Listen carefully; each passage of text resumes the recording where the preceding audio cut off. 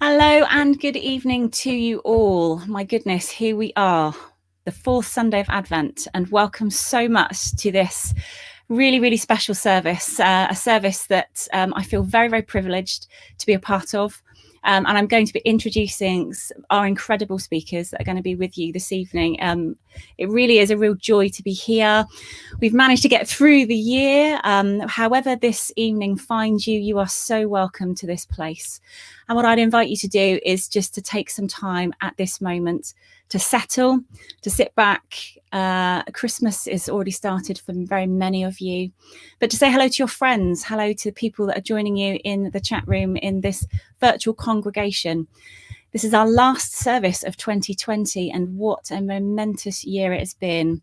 And so I could think of no more fitting way than to make this service about light and about hope and about all of the things that we would like to reflect on from this year. And as we reflect upon the Christmas story and many other stories of many other faith paths, I wanted to make this an interspiritual service for us so that we can come together in that unity of light. So hello to everybody that's joining. If you are new here, my name is Ashley and I'm going to be chairing this evening. And hello to people that are joining us that come every week. You are such a welcome and well-loved part of our spiritual family. And thank you for all of the work that you do. This service is dedicated to you, those people who are sending out that light, sending out that love, being that beacon of hope in your communities and your families. So hello to amazing Pam, to Linda, to Jamie. Hope that you are safe and well in Tenerife. Hello to lovely Nicola and everybody from Little Port Christian Spiritualist Church, who are regular attenders and doing some more incredible work out there online in the Facebook community. Hello to Mary, to lovely Jennifer. Hi, Jennifer. To June, to Liz, Dawn, and Teresa, and everybody who's also watching on Catch Up. I appreciate that there's a lot happening at the moment and a lot of demands on your time, but your time is very important to us. So welcome if you're watching on Catch Up. So before we get started on this evening's service, why a service of light and why make this an interfaith service? Well, for us, this has been an unprecedented year, 2020. And some of the things that we've had to do, we've never had to do before. We've had to work differently, live differently, be with our family and our loved ones in a really different way. Embracing technology, this entire online broadcast is a classic example of how we've had to adapt. And the big thing that I'm taking away from this year is how much community and cooperation and being kind and compassionate is. And so in the spirit of that, we decided to make this an interfaith service on the subject of light. So that being said, we're going to start our service, friends. So as we always do, the most important tool, the most powerful tool that I can think of to use is a candle, because it creates sacred space. What it does is it signifies to yourself and to all of those beautiful unseen workers that work with you, your angels, your guides, your ancestors, your loved ones in the spirit world, that you're about to start something different, that you're about to create this sacred time around you. By lighting a candle, you're demonstrating that you're creating sacred time, that liminal space. And so what I'd like you to do is just invite you to take some breaths into that as we light our candles together for the last time as a community in 2020.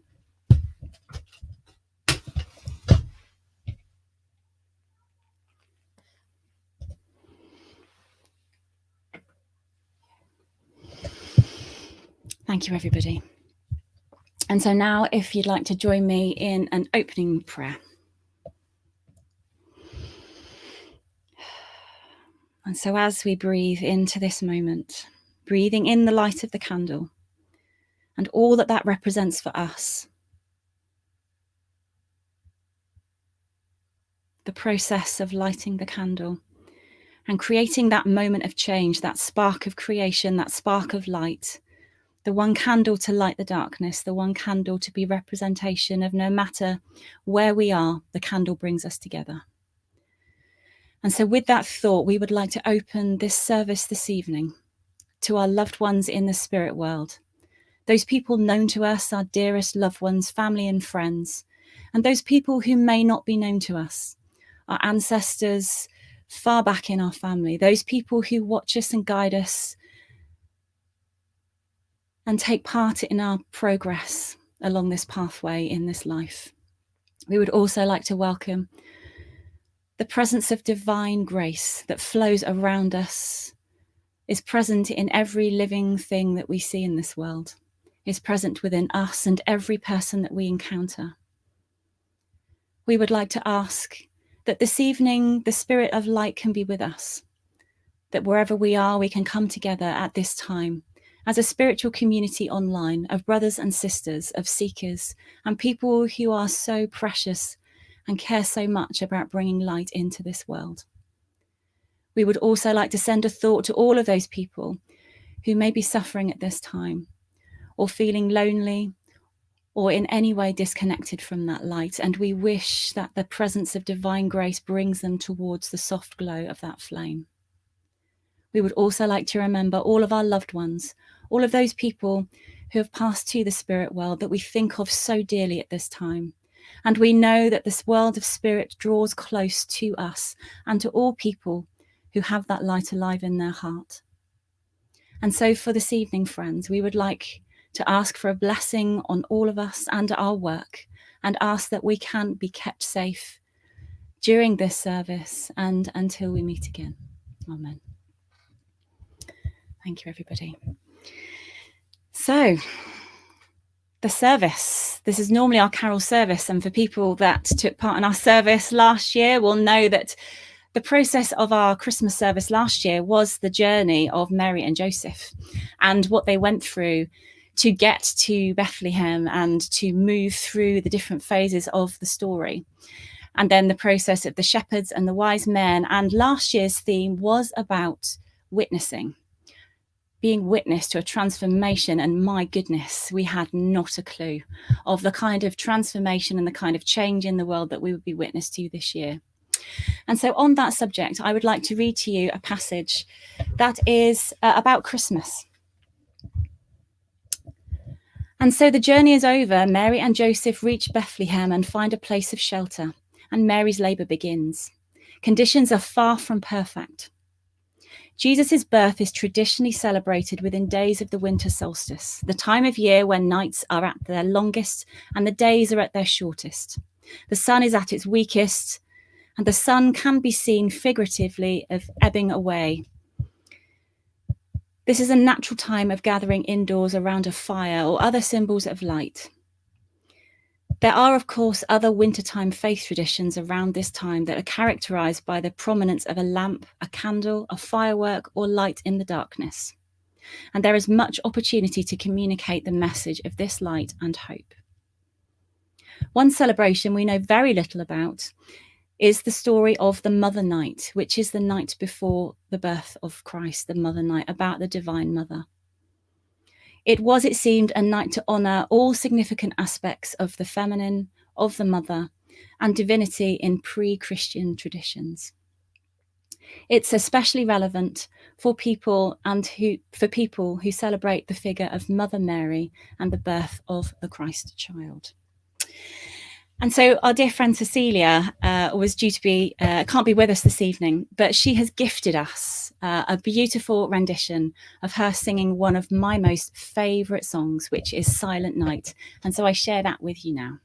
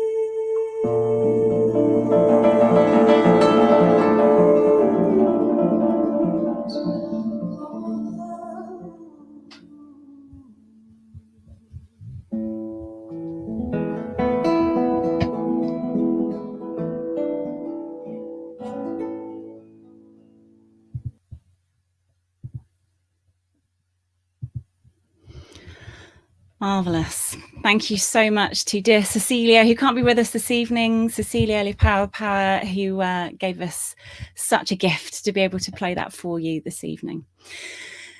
So, friends, as we leave Mother Mary, we consider now the child and the role of the child in all of this. And a beautiful reading here from White Eagle, who talks specifically around the role of the cosmic child, the Christ child, and what that means to us at this Christmas time. For every soul who aspires to the spiritual life must be born again, or as the ascended Master Jesus said, must become a little child. A child is a simple and trusting soul, has confidence in the world around them and their parents. The little child of the Spirit must be innocent, confident, trusting, loving. So each year you have the Christmas festival to teach human hearts the significance of becoming a child of Spirit. There is nothing greater in life than that soul light. And the Christ life manifests through the human life in the simple ways of a little child. Come with us now in spirit and in imagination to the home of the elders, those ancient people, and with that join those beloved souls who, because of a simple spirit of a little child, are shining and radiant with the light of heaven. Now, friends, we understand that if we embrace that light, that we all know about the power of sending absent healing and spiritual healing. And so now, as we do every week, every time we come together, it's part of that service of sending the light out and sending absent healing to those people you know and those people that you may not know. And so, friends, what we're going to do is we're going to say a blessing for you and then give you some time to reflect, some music, to send your thoughts out to those people you know and those people that you may not know.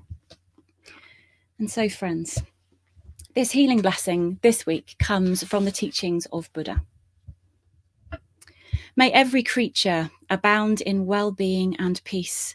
May every living being, weak or strong, the long and the small, the short and the medium-sized, the mean and the great.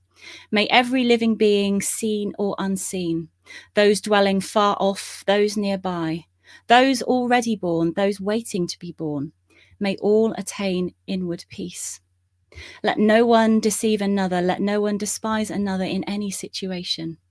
Let no one from antipathy or hatred wish evil to anyone at all. Display a heart of boundless love for the whole world, in all of its height and depth and breadth. Love unrestrained, without hate. Then as you stand or walk or sit or lie, until overcome by drowsiness, devote your mind entirely to this. It is known as living this life here, Divine One. And now some music for you to send your thoughts out to those people that you know and love.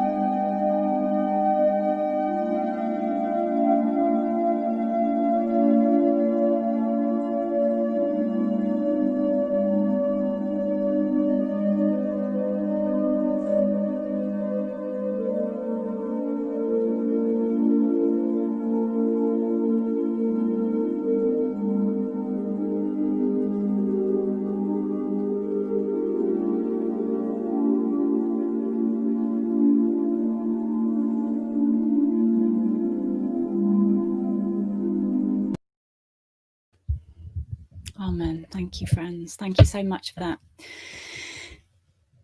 And now I would like to welcome the first of my very special guests, the lovely Nicky Spencer-Hutchings, who's a fellow interfaith minister in training. Hi, Nicky. How are you doing? Well, I'm really blessed and honoured to be here. Thank you for asking me. Such a gift to have you here with us this evening. And you have a lovely blessing to read for us, a number of blessings. But yeah, over to you, Nicky. Thank you so much.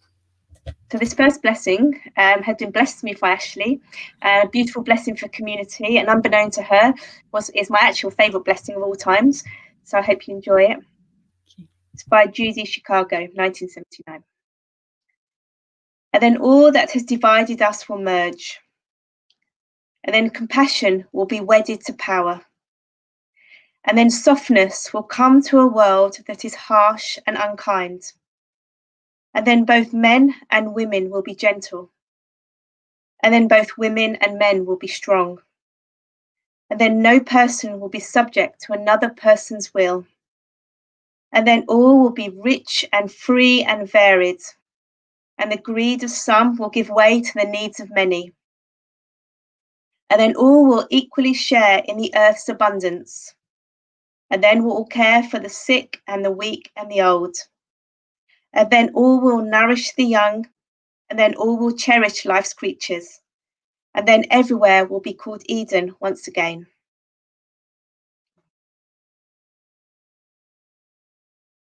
Thank you so much, Nicky. So what blessing or gift have you got for us this evening that you've kind of prepared and brought with you? And I see your beautiful candles. Yes. So I'm here, very, very honoured to be here as the Jewish representative, as far as I know, is on the panel. And obviously we've just, for those that you don't know, we've just finished our Festival of Light called Hanukkah. Actually finished on Thursday. So just taking a few minutes to just tell you a little bit about Hanukkah and how Hanukkah and this Jewish festival just blends in with all these other beautiful festivals of light, and the themes of all these festivals I think are very similar. So just a little bit about what Hanukkah is about. Well, all Jewish festivals have various sorts of elements to them. Food being one, always. Games, candles, and a story. And it's really the story, I think, that we'll focus on, the story and the candles today. So the stories within Judaism are ancient and ancestral. And they're a story of people, of journeys of people, of a tribe of people. And these stories generally are about building a sense of identity, a connection to history, and a connection to commitment to faith and community. And for present day, I guess when we read these stories, it's about drawing out themes and symbolism and meanings that can actually enhance our daily life, both as individuals, our work with the communities that we're part of, and the wider world. So the story of Hanukkah, in summary, happened a long time ago. I'm not going to take any details in case I get them wrong. But there was a tyrant in the Holy Land which tried to force my ancestors, maybe some of your ancestors, to give up their beliefs and customs. And there were many of these. This tyrant represented many people, had very, very large armies, and there were very few of us. And by some miracle, the few Jews resisted and defeated the oppressors. And this is quite a common story that's a theme of the story. And after some time, the Holy Temple that had been desecrated was ready to be rededicated. The Holy Temple was ready to do that sacred work. And candles are incredibly important in all of our cultures. And what it was discovered when they went to the Holy Temple is to realize that there was hardly any of this sacred oil left to burn. So there was enough just for one day. So those responsible, maybe the priests, maybe whoever was responsible for this rededication of the temple, had to go off, find the oil, and then go through the whatever processes they needed to go through to make this oil ritually pure, expecting for when they came back that the light would have gone out. And the light is like a candelabra, it's called a menorah in the temple. So it's a really spectacular light that shone this really sacred place. However, when they returned 8 days later, by some miracle, the light was still going. So oil that was supposed to last one day ended up lasting 8 days. And so this was miraculous. And the rabbis of the time, the sages of the time, decided that this was a good enough reason to have a festival and to commemorate this story and appreciate the beauty of light, the beauty of hope, and various other things which I'll talk about in just in a second. So I just, this is an ancient story. And we often, I read something on Facebook the other day that someone had posted, that to imagine into this story is to imagine you're going on a very long journey and you have your mobile phone and you have no charger. And this journey is incredibly important to you, and you need to keep in contact with people, and you're going to probably need to check things on the news or social media or something. you go on your journey and you realise, oh my goodness, you haven't recharged your phone. You've only got a tiny bit of battery left, probably going to last for one day. And you've got 8 days in your journey. And by some miracle, after 8 days, your phone still has some charge in it. So that's kind of modern day. So if you take that to like how they felt about, obviously with much more sacred intention. So what do we do? So I'm going to just show you a little bit about what we do during Hanukkah, which finished on Thursday. So we have, this is called a Hanukkah. Every Hanukkah is different. My one has particular like people, which I particularly like. And we have, there's one candle that's always higher than the other called the shamash. The shamash candle is the helper candle and it lights all the other candles. And so on day one, we just light one candle. Day two, the shamash lights 2 candles and so on. And we have 8 days of Hanukkah, which help us to remember this 8 miraculous days where the lights continued. So what I'm going to do, if that's okay, I'm going to just sort of think, okay, sorry, before I actually light the candles, say the blessing and do a little reading, I just sort of, so what do Jewish people do aside from eat food, light candles and play games around Hanukkah, is that we think about the themes, and many of the themes that we think about in our communities, in our families, is very similar to the same themes that Ashley has been talking about for this evening. So it might be the themes as I was thinking about what I was going to say. It's light and darkness. You know, we could talk a lot about light and darkness. Standing up for ourselves, standing up for others. To be able to find our strength and our power, often in oppressed places. Really important stuff.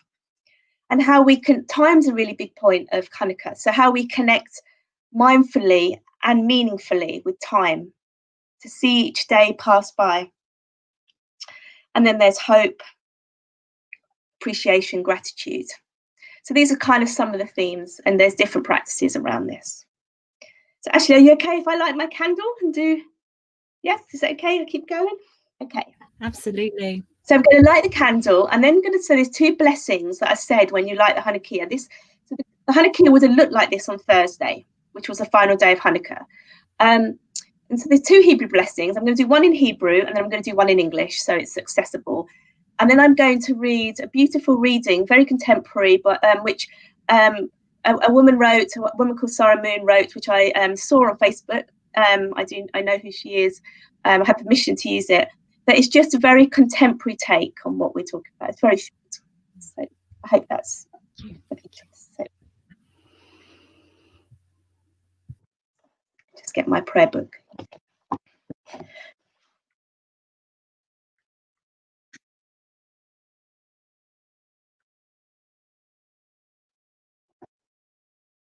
So this is the shamash, which offers light to other candles, which is meaningful in its own right.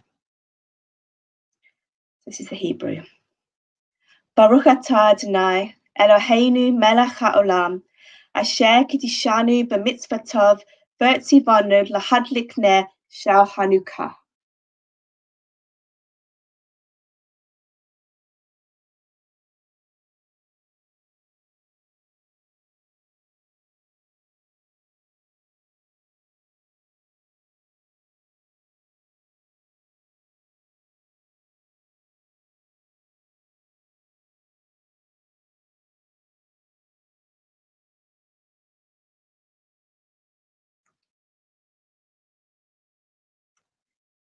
We praise you, Eternal One. You perform wonders for our ancestors in days of old at this season. Amen.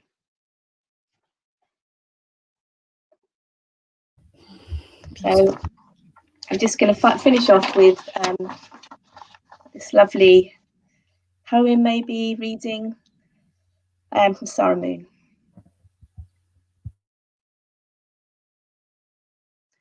Great mystery, you who dance the darkness with your potent mystery magic. You who journey through all storms and all night, holding our hands, holding our backs. May you sit with us in the hard times. May you let us lean on you. We feel you in the tenderness of each other and in the stars that kiss our heads. Thank you. May you help us not to be afraid of the dark. May you guide us into easier days and strengthen us for the harder ones. May you journey with us as we topple all oppressions, unstitch the horrors, bake the bread, pick the olives, tend our traumas and the land, teach the children, love our lovers, and gallop into the most beautiful world that is surely possible.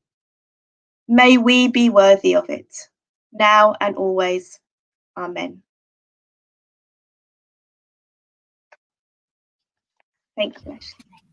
Nicky, thank you so much. And what a glorious reading that is. Sarah Moon, thank you so much. It just feels so fitting for the time that we're in. So thank you on all levels. And thank you for introducing us to a very, very small part of a very, very significant and important festival that you're just coming out of. Thank you so much for this evening. Thank you. Beautiful. Thank you, Nicky. So we're going to move on to goodness, other aspects of our story this evening, friends. So moving from the light, and so beautifully in that reading was about the stars kissing our head, and the next part of our service is around the significance of light in the heavens. And very soon I'm going to be joined by another very dear friend, an interfaith minister in training, lovely Helen James, who's going to talk to us about significance of the earth-based faith traditions. And for those of you that are into your astrology and things that are going on in the heavens, it's an incredibly significant time. And interestingly, White Eagle, who was the spirit guide of Grace Cook, who came through and delivered some beautiful channeled readings and wisdom and philosophy, wrote about the significance of the stars and the heavens. And we know of part of the Christmas story that the wise men, the Magi, were scientists and were alchemists, and they traveled across the desert because of the star they saw in the sky, the same star that's going to be in conjunction over the solstice period, the same planets. So this reading goes, at this time of year, you are celebrating the festival of the star, and we would impress you with the significance of this festival. It is not the singular possession of any orthodox faith, but these are cosmic truths and cosmic festivals. The time you call Christmas or Yule is a festival of the most ancient brotherhood the earth knows, and is connected with the significance of the star. The star of the brotherhood is the star of sonship and daughtership, which we humbly and thankfully claim with the Father, Mother God. And we endeavour to recognise this star of divinity within ourselves, every man, woman, child, regardless of any social situation, nationality, colour or creed. All people are stars. And Jesus, the great world teacher, came to earth under the pronouncement of such a star. It had taken the whole of the Piscean age, which he ushered in, to bring humankind towards understanding of the meaning of this star. Now, as your feet are upon the path of the Aquarian age, the star is beginning to be known as the symbol of this shining light, the symbol of the age of Aquarius, of which the ascended Master Jesus spoke of, when he directed his disciples to follow the man with the water pot, the man who poured forth water of the Spirit upon the followers of this star, upon all who are ready to receive.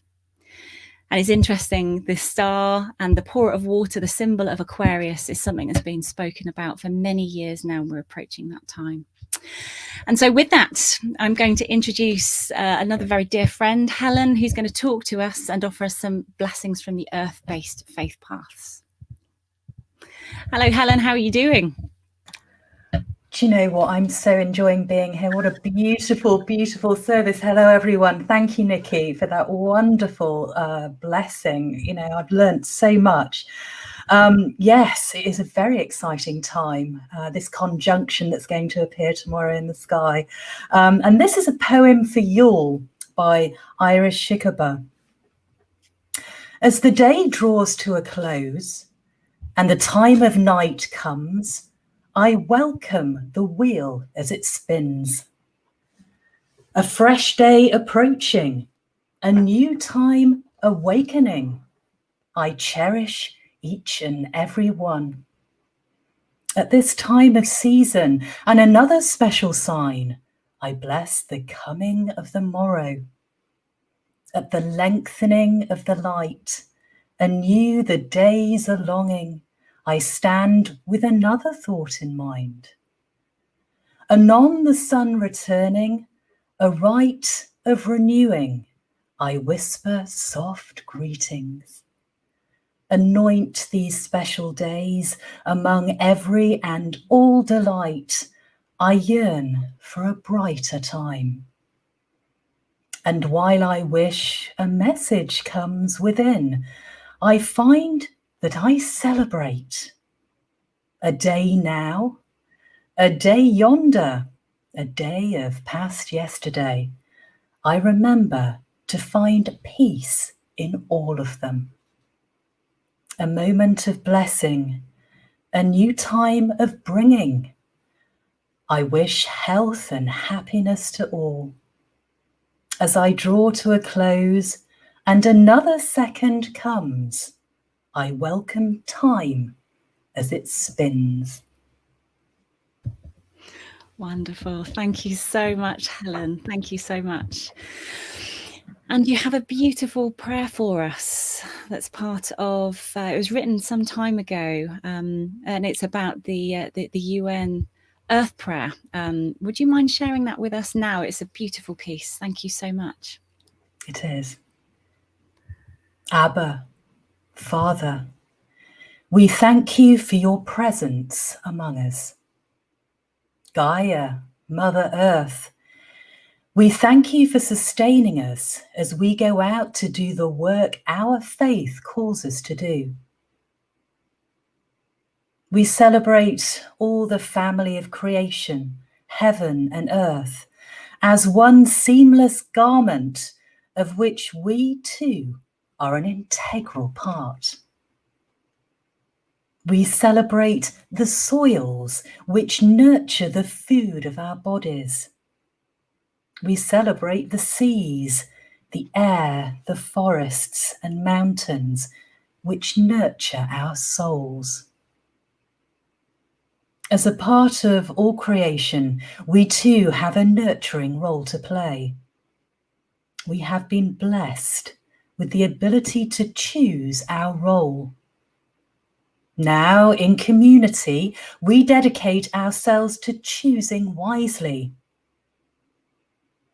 Together with the Spirit, we will choose the life that we and our children might live.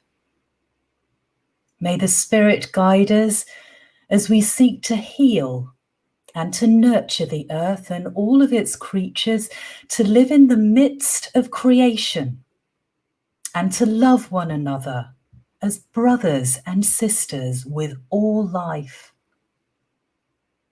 And may we travel from this moment forward in awareness of our bonds to one another and to the earth, and in commitment to our communities, wherever they might be.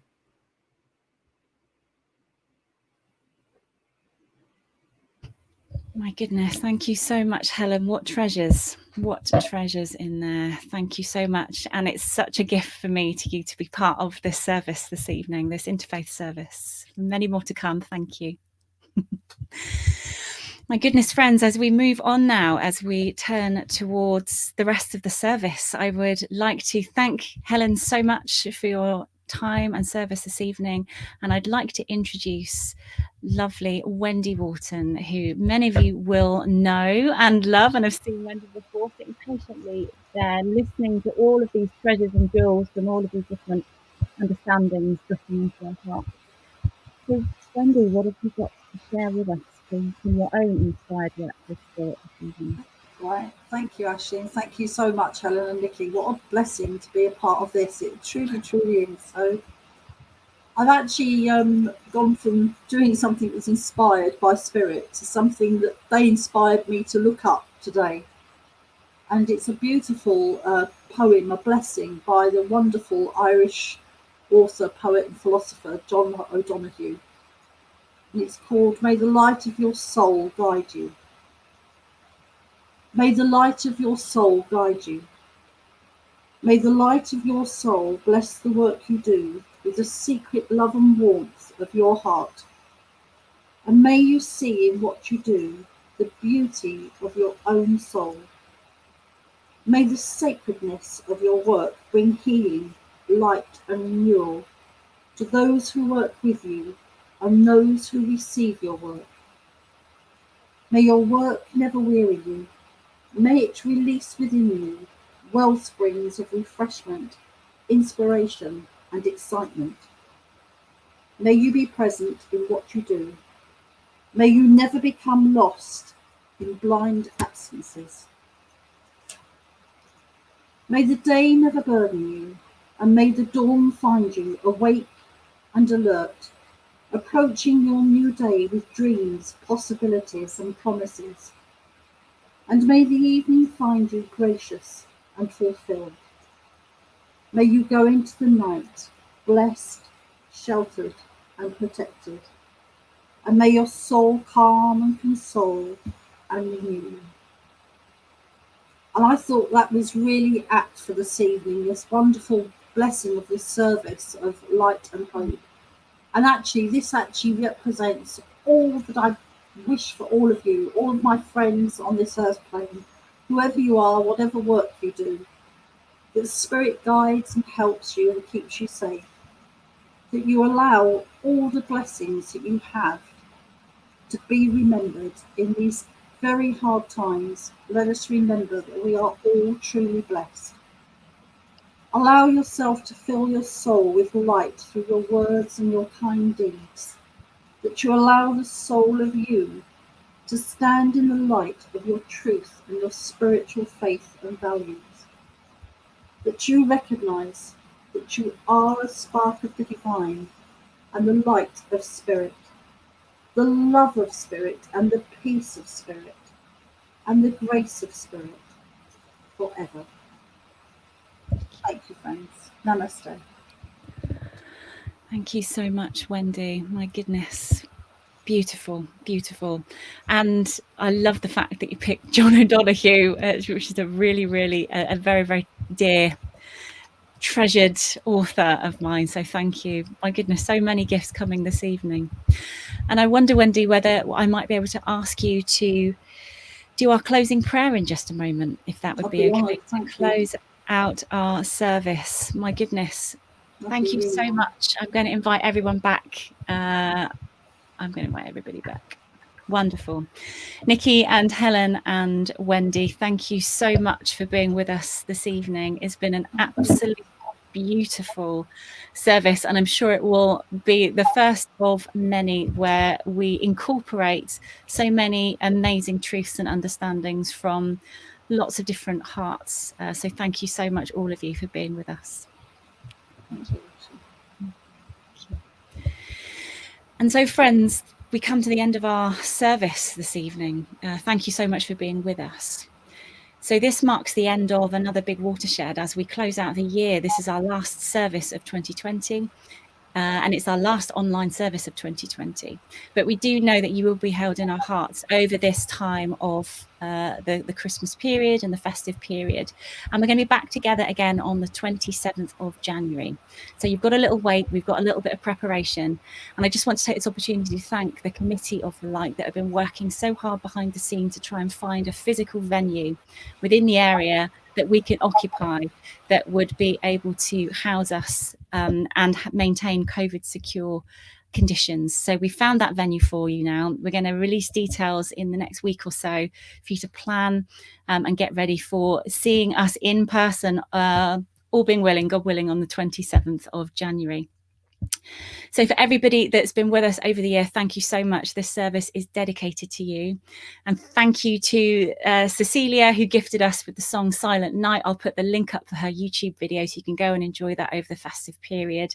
Thank you to Nicky Spencer-Hutchings, who's come and spoken to us about some of the treasures of your faith path. Nicky, thank you so much. To Helen James for your lovely earth blessings. And to the marvellous Wendy Wharton, who is a very dear friend of the church and supporter of all things spiritual. So all that remains, Wendy, is for you to lead us out with a closing prayer for the year. Thank you so much. Thank you, Wendy. Thank you, everybody. Thank you, bless you. You'd just like to join your friends, just go into that deep place where you find and feel love, where you make the connection with your God. Let us give thanks for this beautiful service this evening, for being able to talk in freedom and love of other faiths and values of other faiths. Let us always recognise that there are many, many creeds on this earth that all deserve our respect and our love. May we always walk a path of love and light and spread that light wherever we go, being a beacon for those who need help, who need somebody to talk to, and have lost their way in this world of ours.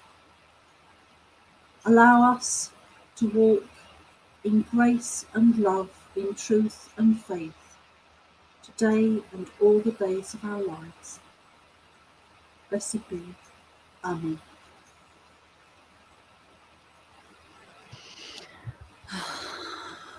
Thank you so much, Wendy. Amen to that. Amen. So friends, we're going to close out our service now. Be kind to yourself, be gentle over this period of time that we're moving in towards Christmas, the fourth Sunday of Advent, which is all about that preparation. And remember that period of pause that we talked about at the beginning, that mother night, that period of pause. As the darkness, it seems, that the light is never going to come back, but it does every year. And that is what we're celebrating within the solstice as well. So keep that candle alive in your heart. Be kind and gentle and loving to yourselves, and we will see you in the new year. Much love to you all. Thank you to Wendy, to Nicky, and to Helen, and all of you at home watching. Much love to you all. Night night. Good night, Ashley.